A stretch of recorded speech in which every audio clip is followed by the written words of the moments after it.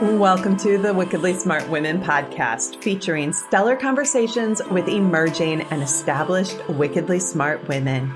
Thanks for joining us today as we celebrate women who are committed, care deeply, and have the courage to take action and create conscious change all around the world. Now here's your wickedly smart host, Anjel B. Hartwell.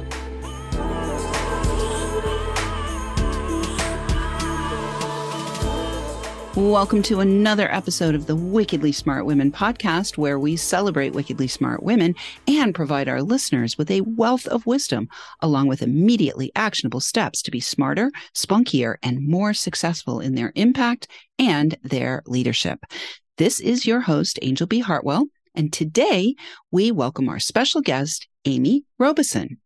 Amy is a master Akashic Records teacher and mentor, empowers individuals to unlock their inner potential and experience transformation through spiritual exploration. She's passionate about exploring spiritual concepts and truths and encourages her students to get curious and stay curious. As the founder of Sacred Awakening, she has created a powerful Akashic Records program, allowing her students to receive answers in any area of their life so they can live an empowered, aligned life. Amy breaks down complex spiritual concepts to meet her students where they are and helps them overcome roadblocks, outdated beliefs, and even trauma to achieve their highest good. I am so excited to have you here today, Amy. Welcome to the show. Thanks for having me. I'm so excited to be here and chat with you. Well, I think what I want to do is I want to start, Amy, by asking you if you came on planet as a child and were already dialed in, or did you yourself have a sacred awakening somewhere along the way? I think we all come in dialed in as children, and then through conditioning and through trauma, we forget and our light gets dim. And so we go through this awakening. And so as an adult, I can see how I was dialed in. And then as an adult, I can see where I started shutting down and shutting off my gifts as a child. And so I did go through a sacred awakening. I did go through the dark night of the soul, which is not one night. And it was an interesting experience. But I think to answer your question, yes, I did. And I think we all come in with gifts that we forget sometimes. Beautiful. So are you willing to go a little bit deeper in and share with our listeners how you got shut down?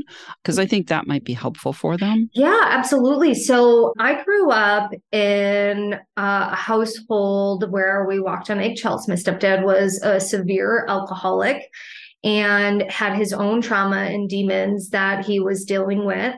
And I can thank him for allowing me to become an empath. But because of his behavior, I am an empath. And being an empath means that you fine tune yourself to the energy so you can predict what is about to happen so that you can protect yourself. So being an empath is a protection mechanism, and it's a blessing and a curse all at the same time. And I use curse lightly because it's something that you can overcome, but it can be something that can really paralyze people when they're feeling the energy all around them and they're not sure what to do with it. And so for me, it was more through childhood trauma when I've shut down, and it was a slow, gradual process of shutting down. My parents didn't understand how to process a highly sensitive child's emotions. I was a crier. I cried all the time because I could feel things and I would experience things. And I didn't understand or had a platform to have a voice where I can express my feelings in a safe way. And my parents knew how to handle it because most parents just do the best that they can do based on the gifts or ways of parenting that their parents parent and are their guardians parent them. And so my particular way of being and parenting is to do better than my mom did. And my mom did better than my grandma. And I'm sure my grandma did better than her mom. And it's not about them doing something bad. It's about learning from their mistakes and seeing where their traumas lie so we can have forgiveness in moving forward. Well, there's so much here to unpack, Amy. So just to help our listeners as well, I too grew up with a raging alcoholic, and I can completely relate to the empath coming on, and more I can relate to like always having your feelers out. Like you just always have your feelers out because you never know when the next bomb is going to drop kind of thing. Yes. And how ugly it's going to be and how dangerous it's going to be. And even, in some homes, there is physical abuse. In mine, there definitely was. In some homes, there's emotional abuse. In mine, there definitely was. Like we now identify all of that as abusive. So I am curious about when you said becoming an empath is a protection mechanism. Can you just share with our listeners, what is the difference between becoming an empath and having empathy or being empathic? So becoming an empath, and this is a great question, because becoming an empath means you're putting those feelers out. It's almost like your spidey senses are feeling into all these possible outcomes.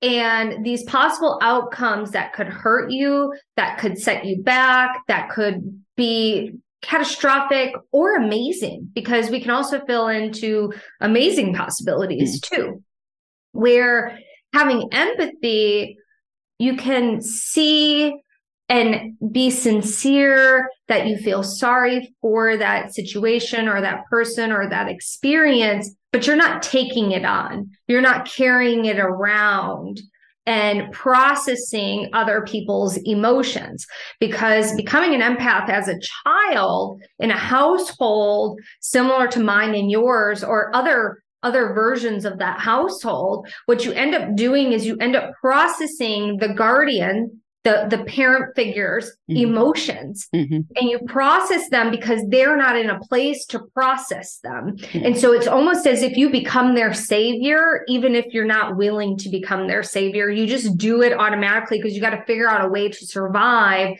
in that particular way of being until you're able to leave that situation. Yeah. Curious, were you an only or were there other brothers and sisters? No, I'm a middle child. Yeah. Okay. So I was not an only either. And not only did I have the dad thing, but I also had the mom who could not cope and who I was from birth. Like she would cry on my crib, that kind of a situation where, so, one of the things that you did say earlier is that, we try to parent better than our parent and they tried to parent better than their parents. Would it be fair to say that we collectively are now exponentially better equipped because of the shifts of energy and the increase in consciousness all over the planet that's been happening in the last 30 years? I do think that, but I do think that people live under a rock and are willing to see what research and what data is out there on what is deemed, and I'm going to put this in quotations because there is not an exact appropriate way to parent, but what is an appropriate, safe way to parent? So, I just watched this reel on Facebook the other day, and this dad was like, I chose to take a gentling parent route because the first 3 years of my daughter's life, I decided to hit her like my parents hit me. And one day my daughter braced herself as she did something wrong. And I realized that she was scared of me. And it made me realize that that wasn't the correct way to do it for him. We all have different ways that our parenting figures show up in our adult life, in the way we speak, in the way we interact with people, some of our shortcomings and some of our blessings as well. And so it all truly depends on how aware you are of where your frequency is at, where your consciousness is at, so that you can better yourself, you can better your lineage, you can better your household. And it's a fascinating process of getting really curious about why you behave or why you interact or why you react in a certain way so that you can shift and change some of those behaviors that aren't serving you. Yeah, beautiful. Well, one of the things you also said about being an empath is that we get to feel into amazing possibilities. And I want to talk a little bit more about that. But before I get to that, I'd love to ask you to fast forward us to what was the experience of your waking up after being suppressed, this sacred awakening. Yeah. When did that happen? And what was that experience like for you? So as a teenager, well, as a kid too, my parents weren't religious, but I always prayed and I always was really super connected with God. My mom would say, you don't need to go to church in order to believe in God. And I'm a true believer in that. And it wasn't until my early 20s where I had this epiphany where I realized that if I didn't change something, that I was literally going to choose to end my life. And I was severely depressed. And what I'm really good at is following the energy that presents itself to me, even if I don't understand. And at this time, I didn't have the words my intuition told me. I didn't feel like God came down and said, you got to do this. I just had this knowing that I had to make some changes. And one of the knowings that I got was that it was time to go to hot yoga. I've never done it before, but I had this deep, deep, deep yearning to do it. And when I finally researched it, I was like, oh, there's a brand new studio right down the road from my house that just opened. And I went there and it was fantastic. It completely, saved my life, but it allowed me to start going down this path of following the energy that presented itself to me that I was guided to do. And from that particular moment, I started wanting to learn how to meditate, wanting to learn how to interpret my dreams, and finding that first teacher. Then I did this meditation teacher course where I learned how to teach and I'm putting meditation because it was anywhere from hands-on healings to exorcisms to very shamanistic practices. And it was such a beautiful experience. And I just kept following the energy. And I never thought once I would have a business where I would be teaching people how to connect with their records or how to empower them or anything like that. I just followed the energy. And the more that I followed it, the clearer my path got and where I was supposed to go and what I was supposed to be doing at that particular moment in time. Beautiful. Well, it's interesting because yoga was essential to my own spiritual awakening as well. So we share that. We're twinning. Yeah, we're twinning. We share the shamanic stuff. So all the things. Well, we're going to take a quick break. And when we come back, we're going to talk about this idea of feeling into amazing possibilities and more about the Akashic Records. But right now, Wickedly Smart Women, we could use your help. If you're enjoying this show, please consider joining our community, making a donation at wickedlysmartwomen.com and sharing with your lovely lady friends that might benefit from our content. Help a gal out and let your sisters, mothers, daughters, friends, and colleagues know about the show so that we can serve them too. I want to say a huge thank you to all of our listeners who are downloading, rating, and reviewing. We are now a 9-time award-winning show. I finally unboxed the 9th statue.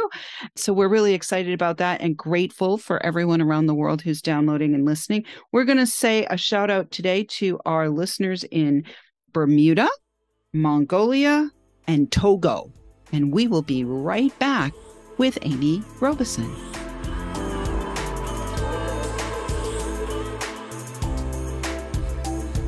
The Wickedly Smart Women podcast is brought to you by the Wealthy Life Mentor. Women, are you on the edge knowing that life is calling you to make a change? Are you ready to be part of the evolution of what it means to be a wickedly smart woman, creating your wealthy life by design? A life that is an extraordinary work of art. Anjel B. Hartwell, the Wealthy Life Mentor, is hired by women in transition. Women just like you who want to break through to their brilliance, become clear on the value of their wisdom, and embody a beauty-filled, balanced life of shameless self-expression. Discover your wealthy life readiness by taking the quiz at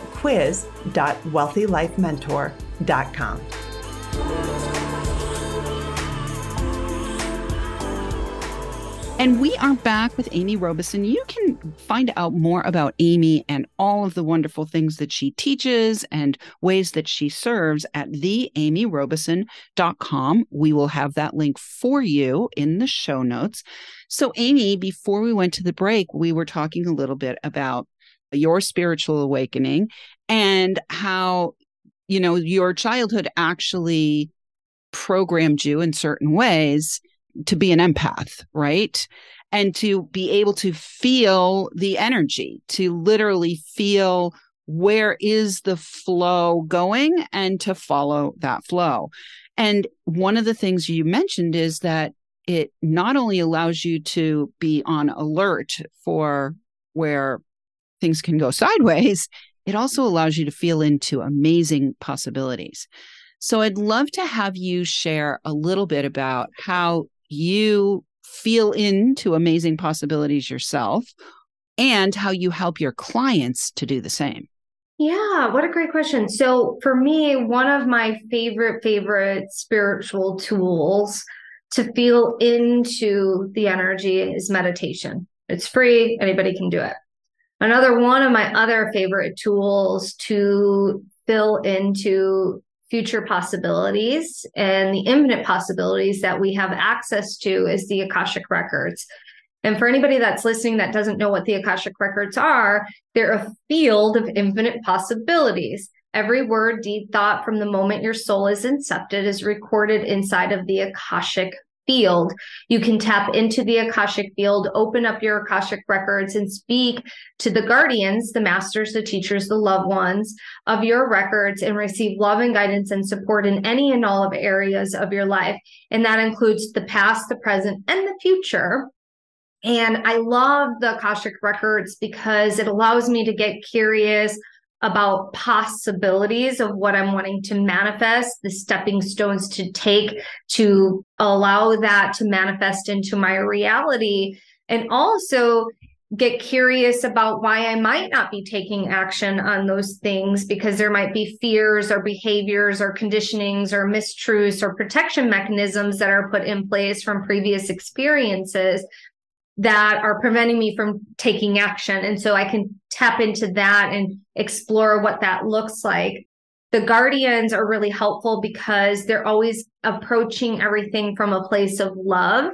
They do not care if you are showered, if you are dressed, if you look beautiful, if you're prim and proper when you show up in the records. They just want you to show up and they want to love on you and they want to give you guidance and they want to support you in creating heaven on earth in this experience that we call life, human life right now. And they're evolving just as much as we're evolving, and they love to support us in creating what it is that we're wanting to create in this lifetime.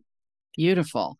So let's talk a little bit more about your courses. You have some courses, and who would be a great fit person to come into your world, Amy? Where are they at? Let's just say, where are they at on their journey? Have they just had an awakening? Are they already fairly conscious and they are looking to extend themselves and learn a new thing and be able to serve that? Help me understand, who are the people that you best serve? I love this because one of the things that I love about the Akashic Records is they meet you where you're at. I have people that are just in the very start of their awakening process, and then I have people that have been doing it for decades. And so it just depends on where you're at in your process. And the masters, teachers, and loved ones are always going to speak to you in a language that you understand, and they're going to meet you where you're at, and they take into consider all of your life experiences. And so it doesn't matter if you just started on a spiritual path or you've been on a spiritual path for a really long time, because they're going to share with you, and I'm also going to teach it in a way that allows you to get answers no matter where you're at on your journey, and how to go deeper if you've been on the path for a long time as well. So do you do readings or do you teach people to self-connect? So In Sacred Awakening, I don't separate the two because I think it's really important. So what I teach in our level 1 Akashic Record program is how to open your records for yourself, because that's foundational. And then I teach in the second part of level 1, how to open the records for other people. I have found that it's easier for us to give information to other people than it does for ourselves. And so while some people want to become practitioners, then they can become a practitioner if they want to get certified, but some people don't. So having that opportunity to just play with people in the classroom and have a conversation, play in the records, can deepen your own connection inside of your Akashic records. Because most people that are sensitive, intuitives, empaths, they have this blinking sign over their head that says, please tell me all your problems. I will have all the answers for you that I don't have for myself. And I don't know where it's coming from, but it's going to be awesome. And these strangers or these people that they know or coworkers, they constantly will come to them and they'll start telling them stuff. And they usually go, I don't even know why I'm telling you this. Mm-hmm. And it's because you have that sign that says, I got you. I understand you. But you also need to understand yourself too. And so that's where the records can come in, where it takes those gifts that you have that you're helping other people very unconsciously or consciously, but it also now you get to tap into that wisdom and consciously start helping yourself and getting curious about yourself so that you can live your best life. Because I'm a big believer in we are meant to live heaven on earth in this lifetime. We don't have to suffer. Do we have bad experiences or challenging experiences, character building experiences? Yes, that's part of the human process. That's a part of the human experience. And we get the opportunity to feel those feelings. And if we feel those feelings, we get to learn something about ourselves as well. And the records help with all of that. Yeah, well, I'm going to ring my bell on we don't have to suffer. Yes. And, for our listeners, there are many, many, many, many tools out there. Yes. The records being one of them. Many people I know have multiple tools in their toolbox, shamanic tools, the records, working with the angelic field, emotional freedom tech. There's many, many, many tools to support you to transform suffering into, a successful life. So Amy, I want to ask you now about how you have gone from, I don't know what it was you did before, but you said earlier before the break, I never would have imagined myself doing what I'm doing now. So if you could give us a little bit of that arc of transformation, like what did you used to do? What got you started in your own business? And maybe what has been the biggest challenge you've had in stepping into either the role of being a master teacher or the role of being a businesswoman or both? Yeah, absolutely. So my previous career, I was a finance manager. So it's completely polar opposite. I was really good at it too. And a lot of people thought I was crazy when I chose to retire. And I was setting my business up for quite some time before I retired because I was prepping myself. And a lot of people were just like, why are you doing that? And I couldn't tell them why I was doing certain things because, well, one, I didn't want to get fired. And two, it was nobody's business. Like I was doing my own thing and preparing myself. And so when I transitioned out, my biggest fear at first was replacing income. Mm-hmm. I was able to replace my income within 13 months. Great. And I had a savings set up for that. I also had other ways of working in my business that allowed other income to come through until I could do that. And then transitioning from like a corporate career to I am my own boss, I get to do what I want, was fantastic, but also nerve-wracking at the same time because I'm a perfectionist and I want things done a certain way. And so my biggest challenge is time. And I have a million creative ideas. They're not all meant to be implemented. And so it's giving myself permission to let stuff sit on the back burner. It's also giving myself permission to saying no to things. Just because I can do it doesn't mean I'm in alignment with doing it. And it's also like my biggest way of being is trust and trust what I'm being guided to do. And so if I'm being guided to do something, even if I don't fully understand, I trust and I just take the leap of faith and do it, and all the details will work out on its own.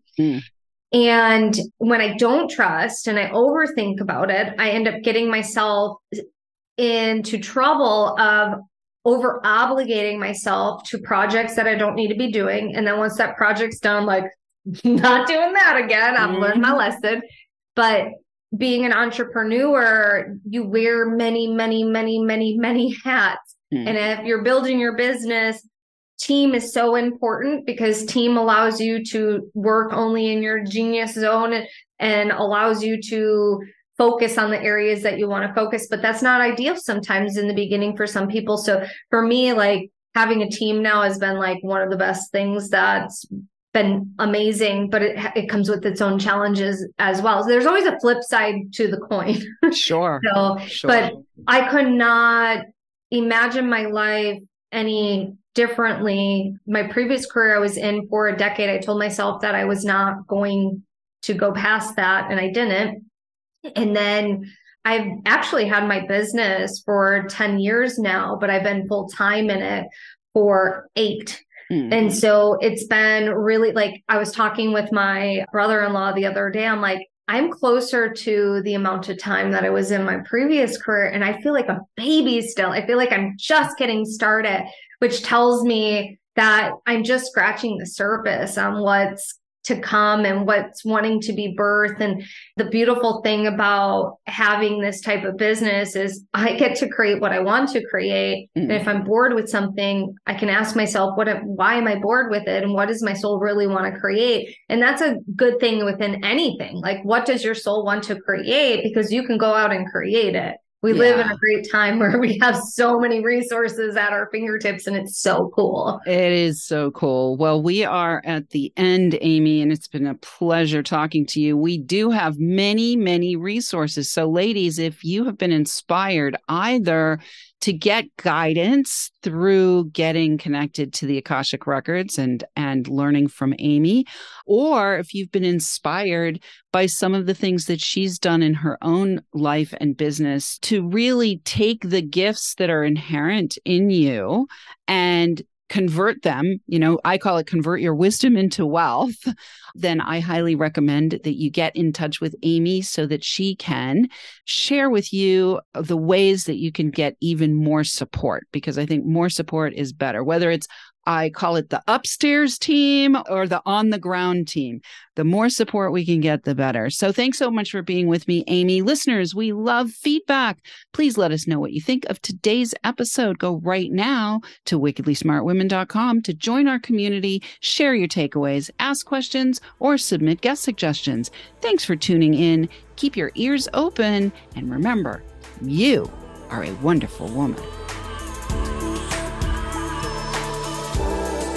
Thanks for tuning in, downloading, and listening. Be sure to rate and review Wickedly Smart Women on Apple Podcasts and share with other women who can benefit from today's episode. Wickedly Smart Women is the premier podcast series for informing, activating, and inspiring the leader who carries profound wisdom and knows that now is the time to welcome wealth. We welcome your feedback and guest suggestions and invite you to subscribe to our mailing list to be notified of each new episode at wickedlysmartwomen.com.